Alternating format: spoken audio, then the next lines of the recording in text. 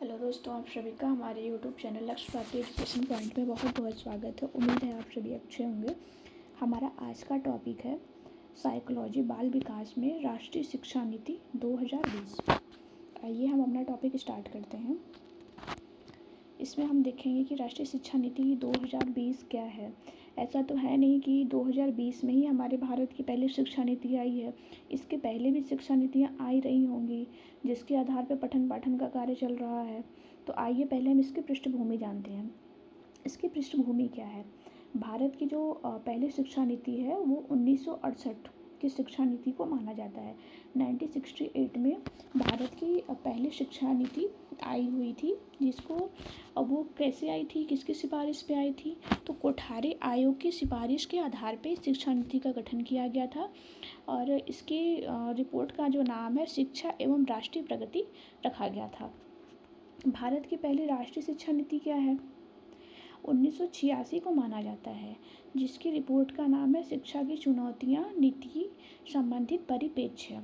1962 में राममूर्ति समिति द्वारा 1986 की जो शिक्षा नीति है उसका संशोधित रूप जो है प्रस्तुत किया गया था। और जिसकी जो लाइन थी वो टैग लाइन क्या थी, एक प्रबुद्ध एवं मानवीय समाज की ओर। आइए हम देखते हैं कि राष्ट्रीय शिक्षा नीति 2020 है क्या। ठीक है, तो इसका जो पहला पॉइंट है इसमें हम ये देखेंगे कि NEP मतलब NEP जो 2020 है, इसमें ये भारत में 21वीं सदी की पहली राष्ट्रीय शिक्षा नीति तथा ये कुल तीसरे नंबर की भारत की शिक्षा नीति है। इसको बनने के लिए इसरो के पूर्व जो प्रमुख थे डॉक्टर कस्तूरी रंजन, उनको इसका अध्यक्ष बनाया गया था। अगर जैसे क्वेश्चन पूछता है कि जो NEP 2020 है उसके अध्यक्ष कौन थे, तो डॉक्टर कस्तूरी रंजन जो है इसके अध्यक्ष थे। और इसको जो है इसमें कुछ उन्होंने इसका प्रारूप तैयार किया था। ठीक है, तो उसमें कुछ संशोधन करके इसको 20 जुलाई 1920 को शिक्षा नीति को जारी कर दिया गया था। इस शिक्षा नीति के लक्षणों को प्राप्त करने का वर्ष जो है 2040 को माना गया है। मतलब कि जो उसमें जो इतने पॉइंट दिए गए हैं शिक्षा नीति में, इनके लक्ष्यों को प्राप्त करने का कि हाँ हम इतने पॉइंट दिए गए हैं तो इन सारे क्राइटेरिया को हम 2040 तक पूरा कर लेंगे। तो उसमें कितने मार्गदर्शक सिद्धांत दिए गए हैं। ठीक है, इस पे हर टॉपिक पे इसमें क्वेश्चन बना है, चाहे वो UPSC हो चाहे UPPCS हो, शिक्षा नीति से हर टॉपिक पे क्वेश्चन बने हैं, तो इसको ध्यान से देखिएगा। तो जो इसका नेक्स्ट पॉइंट है, राष्ट्रीय शिक्षा नीति जो है, शिक्षा नीति 22 मार्ग सिद्धांतों पर आधारित है। इस शिक्षा नीति को UNO द्वारा 21वीं सदी में दुनिया को बेहतर बनाने के लिए बनाए गए 17 सतत विकास लक्ष्यों SDG के सतत विकास लक्ष्य 4 के अनुरूप बनाया गया है, जिसमें शिक्षा आती है। इस शिक्षा नीति का सबसे बड़ा बदलाव एक नई शिक्षा प्रणाली, इसमें क्या है कि 5+3+3+4 को लाना है, जो कि निम्नलिखित है। हमें ये जानना है कि 5+3+3+4 है क्या, उसके बारे में हम डिटेल में देखेंगे। ठीक है, तो हमारा पहले क्या है 5 5+3+3+4 है, 4 भागों में उसको डिवाइड किया गया है। ठीक है, तो जो पहले के स्टार्टिंग के 5 वर्ष हैं उसमें 3 साल से लेके 8 साल तक के एज का जो बच्चा है वो आएगा।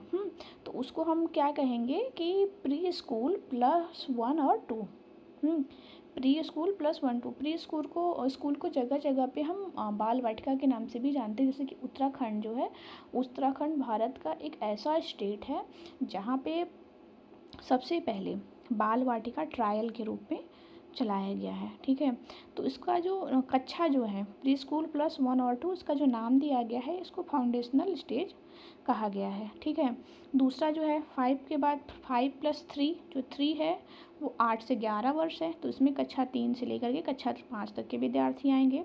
इसको क्या कहा गया है, इसको तैयारी की अवस्था कहा गया है।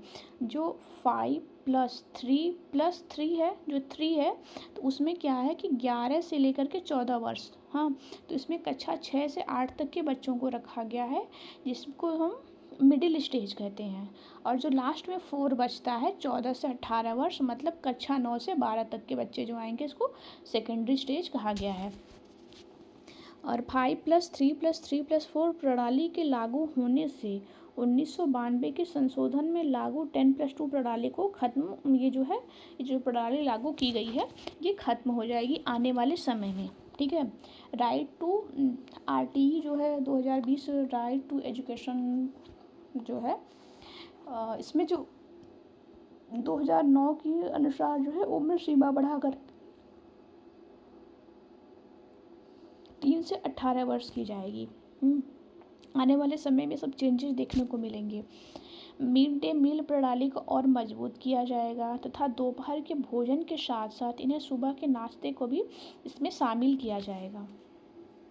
जो अगला पॉइंट है, सर्व शिक्षा अभियान का नाम बदलकर समग्र शिक्षा योजना कर दिया जाएगा, क्योंकि इसमें पहले क्या था कि 1 से 8 तक के बच्चों को रखा गया था कि सभी को 1 से 8 तक के जो बच्चे हैं उनको पढ़ाना है, लेकिन उसमें वो सर्व शिक्षा अभियान में आते थे कि उन्हें साक्षर बनाना है। लेकिन ये जो नई एजुकेशन पॉलिसी है इसके तहत 1 से लेकर के कक्षा 12वीं क्लास तक के जो बच्चे हैं सभी को पढ़ाना है। तो इसलिए इसमें क्या लिखा गया है, सर्व शिक्षा अभियान का नाम बदल करके आने वाले टाइम में समग्र शिक्षा अभियान कर दिया जाएगा। 2030 तक शिक्षा के चारों स्तरों पर, मतलब 5+3+3+4, हाँ ये चारों स्तर हो गए शिक्षा के, तो चारों स्तरों पर 100% सकल नामांकन अनुपात प्राप्त करने का लक्ष्य रखा गया है कि 100% एडमिशन हो, और जो बीच में बच्चे स्कूल या कॉलेज ड्रॉप आउट कर देते हैं तो उसको रोका जा सके। 2025 तक कक्षा 3 तक के सभी बच्चों को बुनियादी साक्षरता एवं संख्या ज्ञान सिखाने का लक्ष्य रखा गया है। 2025 तक क्या कहा गया था, इसका पूर्ण रूप है फाउंडेशनल लिटरेसी एंड न्यूमरेसी। इसमें क्या है कि निपुण के तहत 1 से जो 3 तक के बच्चे हैं, कक्षा 3 तक के जो बच्चे हैं सभी के, उन्हें नॉर्मल पढ़ना, जोड़ घटाना, ये सारी चीज़ें आनी चाहिए। भारत सरकार के शिक्षा मंत्रालय ने 5 जुलाई 2021 को FLN को निपुण भारत अभियान के रूप में शुरू किया है, जिसका पूर्ण रूप नीचे दिया हुआ है तथा निपुण भारत अभियान का प्रचार वाक्य है, निपुण भारत का सपना, सभी बच्चे सीखे भाषा और गणना। ये उसका निपुण का जो है ये वाक्य है। हमारा जो नेक्स्ट पॉइंट है, अब इस अभियान के लक्ष्यों को प्राप्त करने का वर्ष 2026 से 27 को माना गया है। और ये जो लाइन मैं नेक्स्ट पॉइंट बता रही हूँ बहुत ही इंपॉर्टेंट है। कक्षा 1 में प्रवेश से पहले प्रत्येक बच्चा जो है 3 माह के स्कूली तैयारी मॉड्यूल को ज्वाइन करेगा, जिसका नाम विद्या प्रवेश रखा गया है। क्वेश्चन ऐसे बन सकता है कि विद्या प्रवेश क्या होता है, तो इसके तहत ये रखा गया है कि ज़रूरी नहीं है ना कि सारे बच्चे प्री स्कूल करके ही क्लास 1 में आए, कुछ बच्चे लेट स्कूल जाना स्टार्ट करते हैं, तो जिसके कारण जो बच्चा प्री स्कूल करके 2 साल वो क्लास फर्स्ट में आया है और वो जो डायरेक्ट क्लास फर्स्ट में आया है, तो दोनों में अंतर हो जाएगा, दोनों में बहुत डिफरेंस होगा।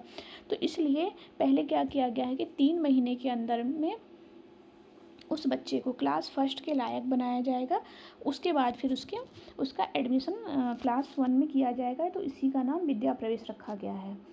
और जो नेक्स्ट पॉइंट है, 5 वर्ष से पहले प्रत्येक बच्चा एक खेलकूद या गतिविधियों आधारित कक्षा में भाग लेगा, जिसका नाम बाल वाटिका रखा गया है। तो वही है 2 साल बाल वाटिका और 3 साल जो है 1, 2 और 3, ये इसमें बताया गया है। कक्षा 5 और 8 में परीक्षाएं पास करनी होंगी। ये अभी 2024 में, दिसंबर 2024 में रिसेंट में ये परिवर्तन किया गया। पहले क्या था कि सभी बच्चों को पास कर दिया जाए, लेकिन इसके कुछ पॉजिटिव इम्पैक्ट थे तो कुछ नेगेटिव इम्पैक्ट। पॉजिटिव इम्पैक्ट ये था कि जो बच्चे फेल हो जाते थे तो वो मोस्टली स्कूल से ड्रॉप आउट कर जाते थे, लेकिन इसका नेगेटिव इम्पैक्ट ये देखा गया है कि उन बच्चों को पास करके नेक्स्ट क्लास में भेज तो दिया जा रहा है, लेकिन उसका कोई फ़ायदा नहीं है। इसलिए कक्षा 5 और 8 में जो परीक्षाएं होंगी उसको पास करना बहुत ज़रूरी है। और जो नेक्स्ट पॉइंट है, बच्चों के मस्तिष्क का 85% जो भाग है उसका डेवलपमेंट जो है वो 6 वर्ष तक की आयु तक हो जाता है। इसलिए पूर्व प्राथमिक शिक्षा या ईसीसी का महत्व बढ़ जाता है। इसका पूर्ण रूप है early childhood care and education, प्रारंभिक बाल्यावस्था देखरेख और शिक्षा, ईसीसी का ये फुल फॉर्म है। और जो हमारा नेक्स्ट पॉइंट है, early childhood care and education को मजबूत बनाने के लिए चरणबद्ध तरीके से आंगनवाड़ी का सुदृढ़ीकरण किया जाएगा आने वाले टाइम में, जिसको आज हम लोग आंगनवाड़ी के नाम से जान रहे हैं। आने वाले टाइम में उसको चेंज करके उसका सुदृढ़ीकरण किया जाएगा। और जो क्लास 12th है, मतलब इसका एग्जाम्पल हम ऐसे देख सकते हैं कि अगर कोई क्लास 12th पास करके आंगनबाड़ी का काम कर रहा है, ठीक है, तो उसको 1 वर्ष का डिप्लोमा का कोर्स कराया जाएगा तथा 12वीं से अधिक जो लोग शिक्षित हैं या जो पढ़े लिखे हैं उनको 6 महीने का सर्टिफिकेशन कोर्स लाया जाएगा, जिसमें NCERT की निगरानी में तैयार किया जाएगा और उसको उनसे पास कराया जाएगा। तथा न्यू एजुकेशन पॉलिसी में ये भी है कि आप ज़रूरी नहीं है कि आप प्राइमरी में आपकी पोस्टिंग हुई है तो आप प्राइमरी में ही रहोगे, नहीं, आपके स्किल के अकॉर्डिंग, आपके नॉलेज के अकॉर्डिंग अगर आप ज़्यादा अच्छा पढ़ा रहे हैं, आपका रिजल्ट बहुत अच्छा है, तो आपको प्रमोट करके प्राइमरी से अपर में या फिर आपको 12th तक की कक्षाओं के लिए भी प्रमोट किया जा सकता है। इसका आगे का जो नेक्स्ट पार्ट है वो हम दूसरे वीडियो में देखेंगे। अगर वीडियो पसंद आया तो चैनल को लाइक करिए, सब्सक्राइब करिए। Thank you.